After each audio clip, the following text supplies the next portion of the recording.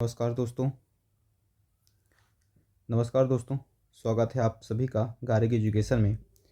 और जैसे हमारी आपसे कल बात हुई थी कि हम जो MPPSC का 2024 का नया सिलेबस है, उस नए सिलेबस से मेंस का जो पेपर फर्स्ट है उसका पार्ट फर्स्ट, जिसमें उन्होंने कहा है कि आपको इंडियन हिस्ट्री और MP हिस्ट्री पढ़ के आनी है, अर्थात इतिहास पढ़ने के लिए उन्होंने बोला है। और इस पार्ट 1 को उन्होंने 5 यूनिटों में डिवाइड किया हुआ है। उन्होंने इस पेपर फर्स्ट के पार्ट 1 को 5 यूनिट में डिवाइड किया हुआ है। यूनिट 1 में वो एंशियंट हिस्ट्री और मिडेवल हिस्ट्री के बारे में आपसे पढ़ने के लिए बोल रहे हैं। वहीं यूनिट 2 में वो मध्य प्रदेश के 12 वंशों को पढ़ के आने के लिए कहा हुआ है। यूनिट नंबर 3 देखेंगे तो यहाँ पे आपको मॉडर्न हिस्ट्री, यूनिट नंबर 3 में मॉडर्न हिस्ट्री और मध्य प्रदेश का स्वतंत्रता आंदोलन में योगदान क्या रहा है वो पढ़ के आने के लिए बोला गया है। चौथी यूनिट में देखेंगे तो इसमें वो कह रहे हैं कि कल्चर पढ़ के आइए। और यूनिट नंबर 5 में वो MP के फिर 5 रियासतों को दिए हैं और कहें उससे पढ़ के आइए। और यूनिट 5 में ही वो कुछ जनजातीय व्यक्तित्वों के नाम लिखे हुए हैं, कह रहे हैं इनको भी पढ़ के आइए। दोस्तों, ये पेपर फर्स्ट के पार्ट 1 का सिलेबस है, जिसमें वो इंडियन हिस्ट्री और MP हिस्ट्री पढ़ के आने के लिए बोला है। और उन्होंने यहाँ से आपसे 2 नंबर के, 7 नंबर के और 10 नंबर के क्वेश्चन पूछेंगे, ऐसा वो सिलेबस में लिखे हुए हैं। और जो पेपर फर्स्ट है इससे वो 300 मार्क का फुल पेपर आपसे पूछेंगे, 300 नंबर का। उसमें से जो पेपर फर्स्ट का पार्ट A है वहाँ से 150 नंबर का, और पार्ट B जिसमें इंडियन ज्योग्राफी और MP ज्योग्राफी का सिलेबस है वहाँ से 150 नंबर के प्रश्न पूछेंगे। तो जाहिर बात है कि पेपर फर्स्ट के पार्ट 1 से ये, अर्थात MP हिस्ट्री और इंडियन हिस्ट्री से ये 150 नंबर के प्रश्न पूछेंगे। ये सारी बातें हम आपसे कल कर चुके थे और हम कैसे कैसे आगे बढ़ेंगे इसके बारे में बता चुके थे। मित्रों, एक बार हमने छोटा सा इंट्रोडक्शन फिर से दे दिया है कि हम इस वीडियो सीरीज में क्या करने वाले हैं। ठीक है, अर्थात हम लोग पढ़ना शुरू करेंगे हिस्ट्री को। हमने पहले ही कहा था कि हम सबसे पहले प्राचीन भारत के इतिहास को पढ़ेंगे। उसके बाद हमने आपसे कहा था कि यूनिट 2 को पढ़ेंगे। फिर मैंने कहा था कि उसके बाद मध्यकालीन भारत को हम पढ़ेंगे। उसके बाद यूनिट 5 को पढ़ेंगे और इसके बाद यूनिट 3 और यूनिट 4 को सेपरेट तरीके से पढ़ेंगे। ये सारी जानकारी मैंने कल की वीडियो में आपको दी थी। अगर जिन्होंने वो वीडियो नहीं देखा है तो जाके एक बार देख लेंगे, तो ये सीरीज़ कैसे चलने वाली है उसके बारे में उनको ज़्यादा जानकारी वहाँ से मिल जाएगी।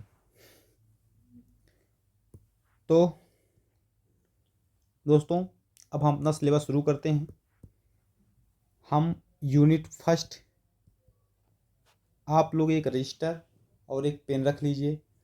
हम जो बोल रहे हैं और जो लिख रहे हैं दोनों को मिला करके ही आपकी एक नोट्स बन जाएगी, जो आपकी नोट्स होगी रिवीजन के लिए। उसको आप शॉर्ट नोट्स या फुल नोट्स जो भी कहना है वो कहते रहेंगे। तो यूनिट फर्स्ट में आज हम शुरुआत करेंगे भारतीय इतिहास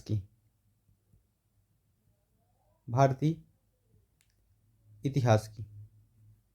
दोस्तों, ये शब्द जो है इतिहास, हालांकि हमारा सिलेबस तो कहता है कि आप हड़प्पा सभ्यता से 10वीं शताब्दी तक पढ़ के आइए, परंतु हड़प्पा सभ्यता तक पहुंचने का जो रास्ता है अगर वो हम नहीं जानेंगे तो हिस्ट्री को रटने जैसा हो जाएगा समझने के बजाय।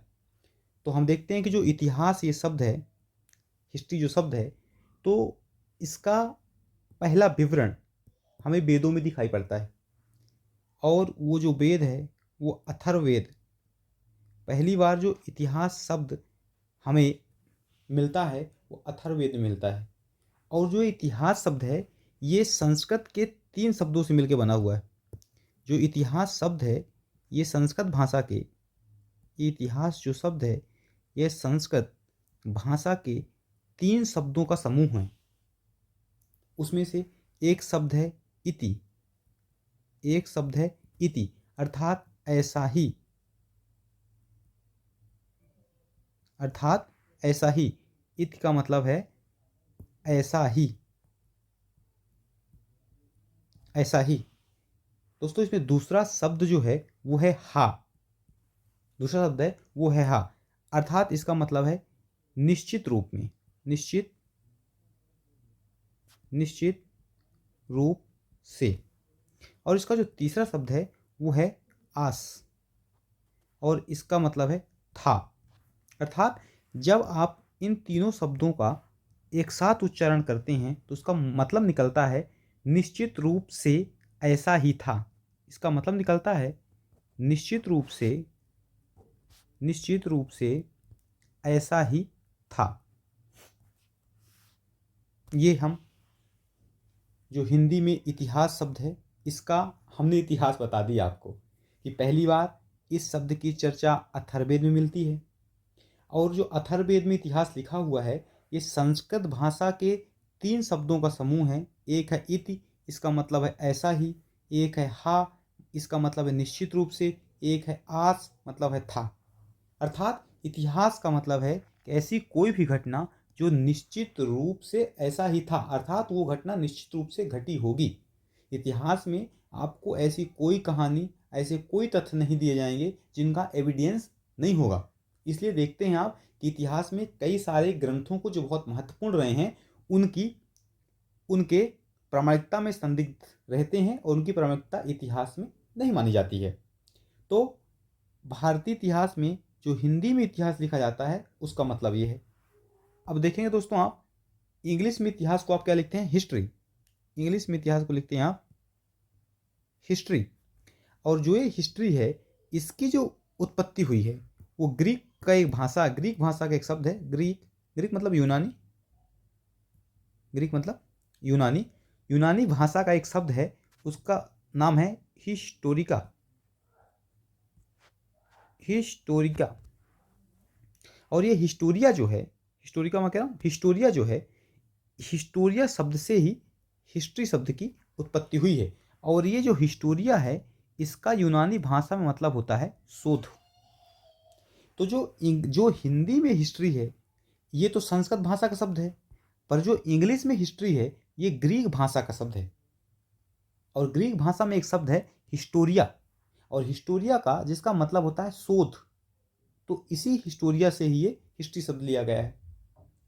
और पहली बात हिस्टोरिया शब्द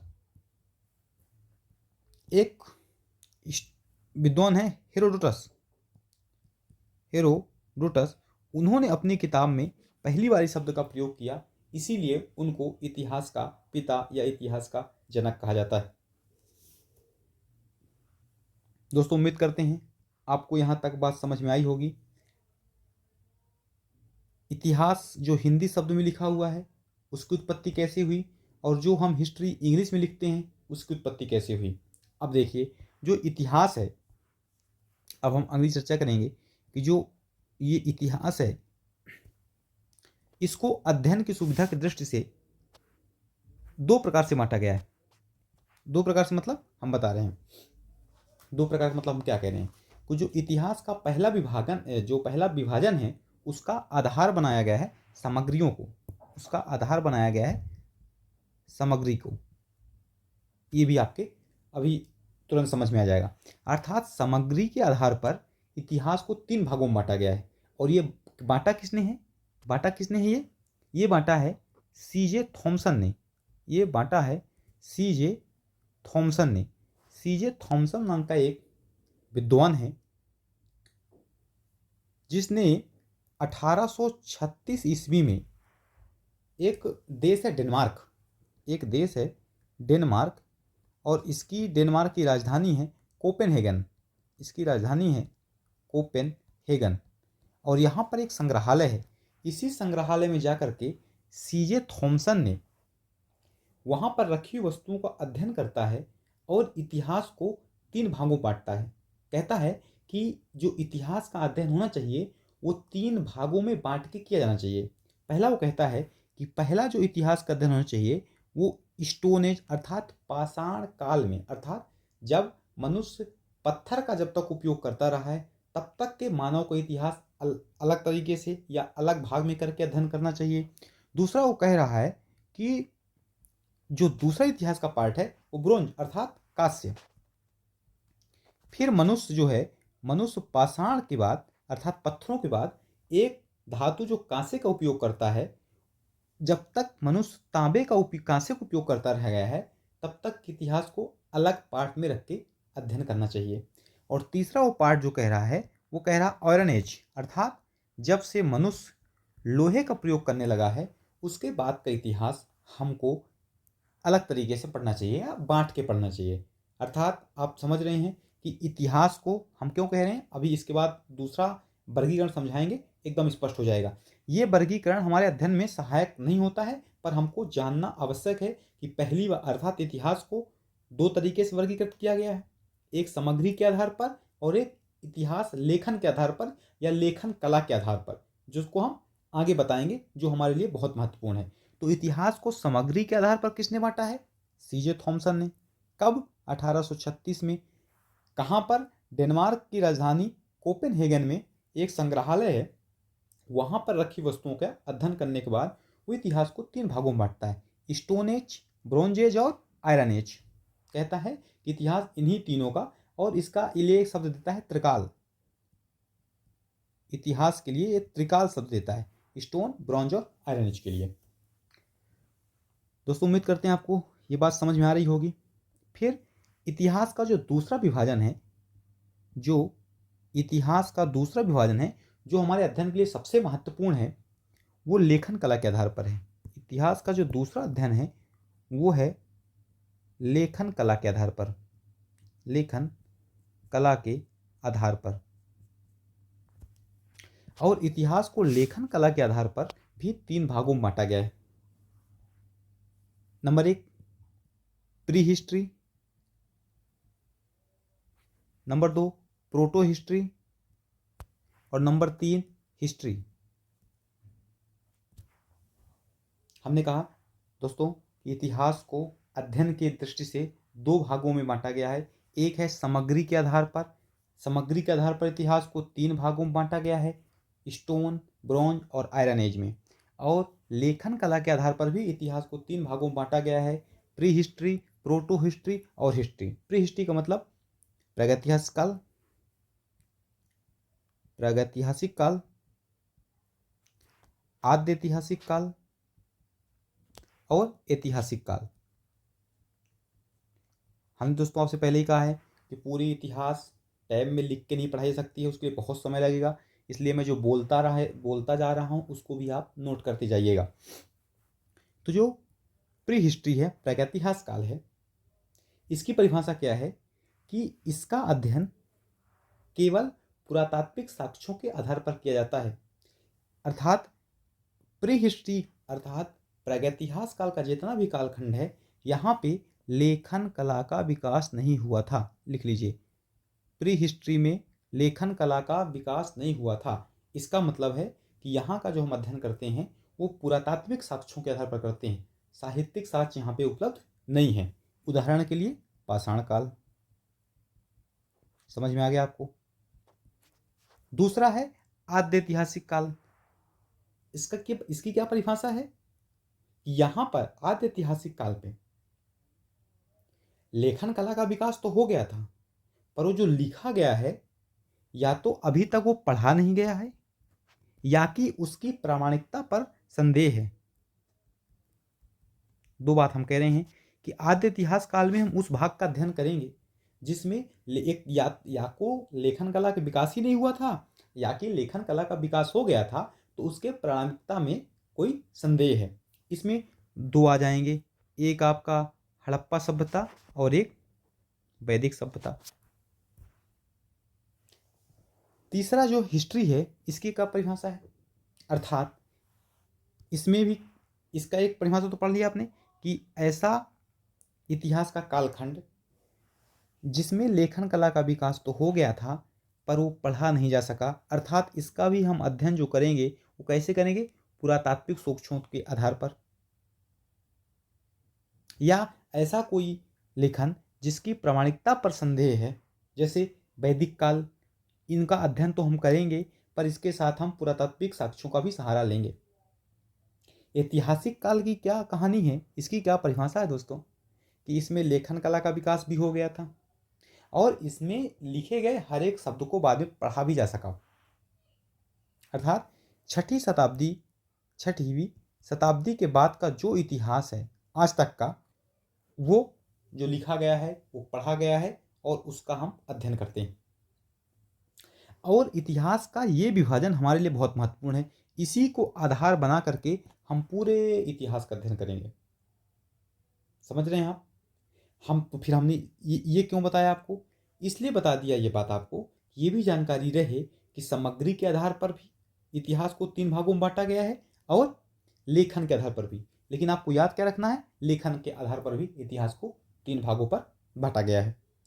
ठीक दोस्तों, आगे बढ़ें। उम्मीद करते हैं कि आपको हम इतनी सरल भाषा में समझा रहे हैं तो एक एक बात समझ में आ रही होगी।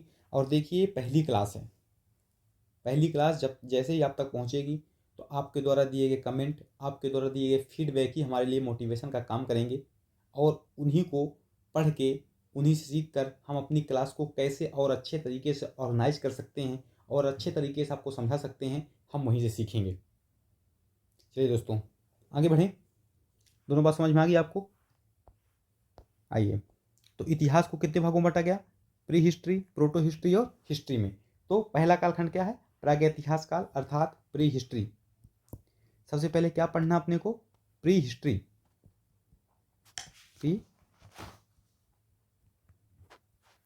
प्री हिस्ट्री तो जो प्रागैतिहासिक काल है, प्री हिस्ट्री अर्थात इसका मतलब है पाषाण काल। आप समझ रहे हैं, प्री हिस्ट्री मतलब इतिहास का ऐसा कालखंड जहाँ पे लेखन का विकास नहीं हुआ था, इसका अध्ययन हम सिर्फ पुरातात्विक साक्ष्यों के आधार पर करते हैं, उसको हम प्री हिस्ट्री बोलते हैं, अर्थात प्रागैतिहासिक काल बोलते हैं। इसमें आता है पाषाण काल, अर्थात हमको पाषाण काल का अध्ययन करना है।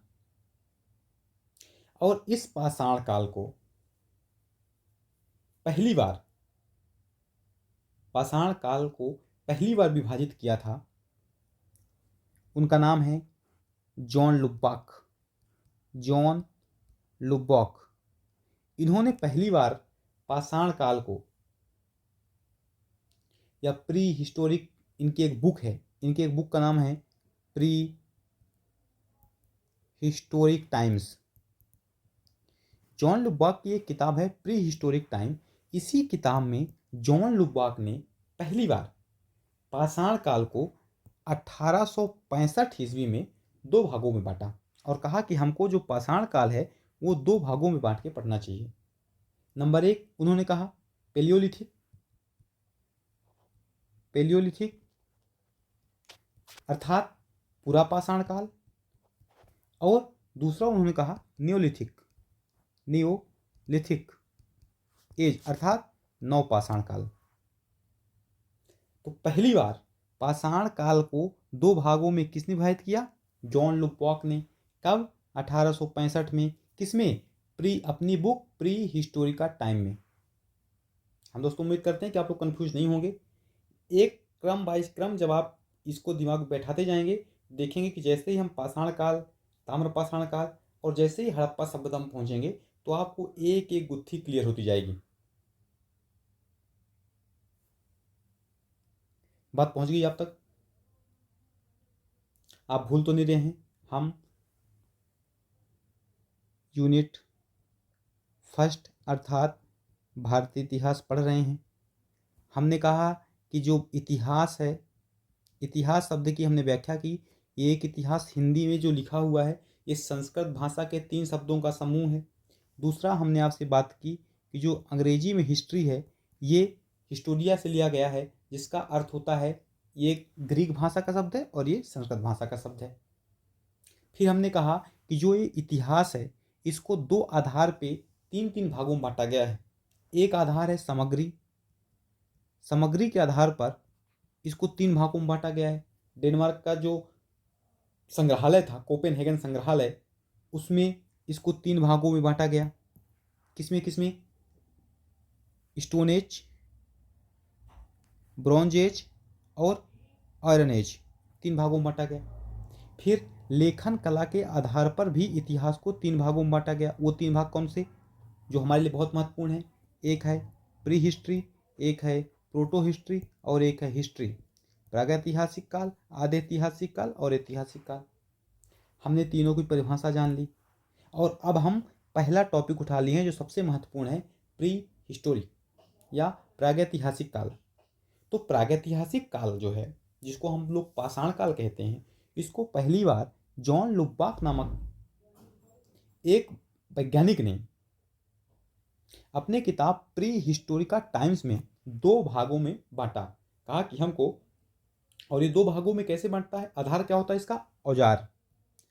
औजार की जो बनावट होती है, इसके आधार पर ये दो भागों में बांटता है, पेलियोलिथिक और नियोलिथिक, पूरा पाषाण काल और नवपाषाण काल। चलिए इसकी आगे की कहानी क्या है हम आपको समझाते हैं। 1865 के बाद 1961 ईस्वी में आप देखेंगे एक वैज्ञानिक होगा कॉमसन और ब्रैंडवुड। आप नए नए नाम सुन रहे होंगे इतिहास में, क्योंकि इतिहास का ये ऐसा टॉपिक है जो लगभग बहुत कम लोग टच करते हैं, इसलिए भी इसके दो रीजन हैं। एक तो सीधे सिलेबस में लिखा नहीं हुआ है, और दूसरा इसको पढ़ने के लिए जब सिलेबस में नहीं लिखा हुआ है तो लोक सेवा आयोग में देखेंगे आप बहुत कम जगह, बहुत कम किताबों में इसको जगह दी गई है। लेकिन हमारा मानना ऐसा कि ये ऐसा टॉपिक है, अगर इसको आप नहीं समझते हैं तो आगे के टॉपिक समझने के लिए आपको परेशानी हो जाएगी। तो दोस्तों 1961 में कॉमसन और ब्रैंडवुड ने पाषाण काल को तीन भागों में विभाजित किया। तीन भागों में, नंबर एक पैलियोलिथिक अर्थात पूरा पाषाण काल, नंबर दो मेजियोलिथिक अर्थात मध्य पाषाण काल, और नंबर तीन नियोलिथिक अर्थात नवपाषाण काल। बस पूरा पाषाण काल, मध्य पाषाण काल और नवपाषाण काल, इन्हीं तीनों कालखंडों के आधार पर हम पाषाण काल का अध्ययन करेंगे। हम पहले पूरा पाषाण काल देखेंगे, फिर मध्य पाषाण काल देखेंगे, फिर नवपाषाण काल देखेंगे। तो हमारा पहला टॉपिक क्या है? पूरा पाषाण काल। आप लोग दोस्तों कन्फ्यूज तो नहीं हो रहे हैं ना? कन्फ्यूज जैसे ही होंगे आप, हम उसको तुरंत रिवीजन करा देंगे, कन्फ्यूज मत होइएगा। हम एक बार फिर आपको बता दे रहे हैं कि हम लोगों ने इतिहास को पढ़ना शुरू किया है, और हमने आपको बताया है कि जो इतिहास है ये संस्कृत भाषा के तीन शब्दों से मिलकर बना हुआ है। दूसरी बात हमने कही है कि जो हिस्ट्री शब्द है अंग्रेजी का, ये हिस्टोरिया से लिया गया है, जिसका अर्थ होता है शोध करना। दोस्तों ये दो बात हमने पहले की। उसके बाद हमने बताया आपको कि जो इतिहास है इसको दो आधार पे बांटा गया है। एक आधार है सामग्री और दूसरा आधार है लेखन कला। सामग्री के आधार पर इसको तीन भागों में बांटा गया है और लेखन कला के आधार पर भी इसको तीन भागों में बांटा गया है। सामग्री के आधार पर इसको तीन आधारों में कौन कौन से?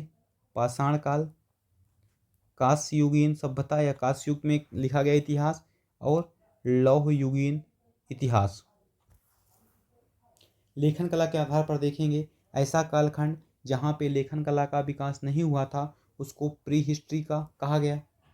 इतिहास का ऐसा कालखंड जहाँ पे लेखन कला का विकास तो हो गया था पर उसको पढ़ा नहीं जा सका, या लेखन हो गया था उसको, या कि पढ़ा नहीं जा सकता, या पढ़ा गया तो उसकी प्रामाणिकता पर संदेह था, ऐसे इतिहास को प्रोटो हिस्ट्री कहा गया। इसका तीसरा जो विभाजन था वो हिस्ट्री था। इतनी बात अभी हमने ऐसे की। फिर हमने कहा कि ये अपने अध्ययन के लिए महत्वपूर्ण नहीं है, लेकिन ये सबसे महत्वपूर्ण है। फिर हमने आपसे कहा कि जो प्री हिस्ट्री है अर्थात प्रागैतिहासिक काल हमने लिया, प्री हिस्ट्री को लिया। प्री हिस्ट्री प्रागैतिहासिक काल मतलब पाषाण काल। और हमने कहा कि जो एक पाषाण काल है इसको पहली बार दो भागों में विभाजित किया जॉन लुबाक नामक व्यक्ति ने 1865 ईस्वी पे। उसने इसको पूरा पाषाण काल और नव पाषाण काल के रूप में विभाजित किया। इसके बाद हमने बताया कि 1961 ईस्वी में पाषाण काल को 3 भागों में विभाजित किया गया होफमैन और वुड के द्वारा। इसमें पूरा पाषाण काल और नव पाषाण काल वही था। इन्होंने कहा कि पूरा पाषाण काल और नव पाषाण काल के बीच में भी एक कोई ना कोई ट्रांजिशन फेज रहा है, जिसको वो मध्य पाषाण काल का नाम देते हैं। और इन्हीं तीनों टॉपिकों को पढ़ने के बाद हमारा पाषाण काल वाला अर्थात प्री हिस्ट्री वाला चैप्टर खत्म हो जाएगा।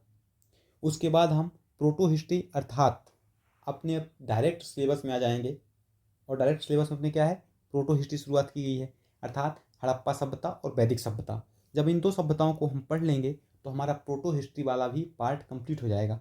उसके बाद हम जब महाजनपद काल में आएंगे, उससे हमारा हिस्ट्री वाला पार्ट शुरू होगा और महाजनपद से लेकर के और 1947 आज़ादी तक हम इतिहास के पार्ट में लगातार घटनाओं का क्रमवार अध्ययन करेंगे।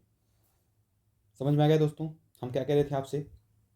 तो ये हम लोग आज इतिहास शब्दों का इतिहास क्या था ये समझ लिया, इतिहास का हम लोगों ने वर्गीकरण समझ लिया, और इतिहास का जो वर्गीकरण था वो किन किन आधारों पर था, उसका रीजन क्या था, ये हमने जान लिया। दोस्तों अगली जो हम क्लास करेंगे उसमें हम आपको पूरा पाषाण काल, जो हमारी अगली अर्थात कल जो क्लास होगी वो पूरी पाषाण काल पे होगी। अर्थात हम कल आपको पाषाण काल में पूरा पाषाण काल, मध्य पाषाण काल और नव पाषाण काल का अध्ययन करेंगे संक्षेप में, क्योंकि सिलेबस में नहीं है, पर हमको इसलिए जानना है ताकि इतिहास विषय की समझ बन सके।